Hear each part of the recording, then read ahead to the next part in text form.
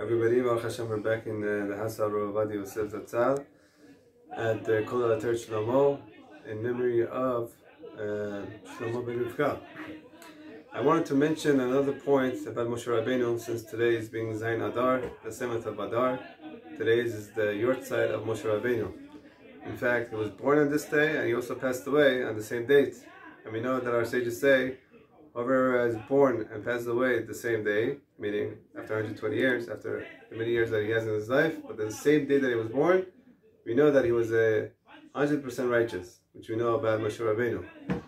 One point that I want to talk about his quality, which the Torah talks about in Parashat Ba'alotcha, it says that Moshe Rabbeinu was the most humble of all personnel on the face of the earth. Now, when Rashi, what is the translation of anab, being humble? He brings two words. And we know Rashi doesn't waste his words.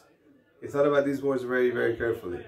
It says shafar v'sablan, meaning it down, someone who brings himself down, doesn't look himself as a high person, and also someone who's very patient.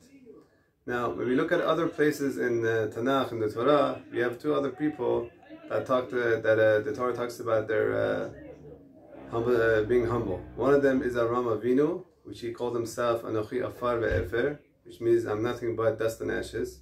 And also David HaMelech, King David, who talked about himself in Tehillim, Psalms, when he called himself Ani Tolad Velo Ish, I'm a worm, I'm nothing else, I'm not a man.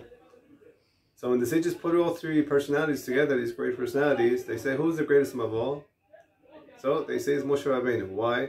Because Abraham, he could still make some breaks with whatever he compared himself with. So there's something to it. With David HaMelech, when he's called himself a worm has the power in his mouth. He could put things together, stick things together. So there's something to it. But when it comes to Moshe Rabbeinu and Aaron, his brother, they say, V'nachnu ma, meaning, what are we? Meaning, compared to Hashem, we're nothing. Nothing. Ourselves, if we had to be somebody without Hashem's help, we're nothing. And again, this goes back to what we said earlier this week, why Moshe Rabbeinu didn't write the letter Aleph in Vayikra, in this parsha, because he didn't want it to look like he's a haughty. So he wanted to take the Aleph out. And we said the Aleph stands for Ani, which is an I. And it says V'nachnu ma, he also takes the Aleph out, meaning there's no I in we. It's all teamwork. So we learn from this humbleness of Moshe Rabbeinu. Of course, we're not on his level, but we should all work on this point to try to get a little closer to humbleness according to our means. And also, don't forget the second word in Rashi, to be patient. Because someone who's patient, it shows that he's a humble person. Something happens, before we say something back, let's think twice. Should I say this? Should I not say this? Maybe he really didn't mean it. With some patience, time heals everything. Maybe you will see things that you didn't see before. B'ezrat Hashem, we should have the merit of having these beautiful midot and go in the ways of Moshe Rabbeinu and have Moshiach speeding in our days. Amen. Shabbat Shalom Barach.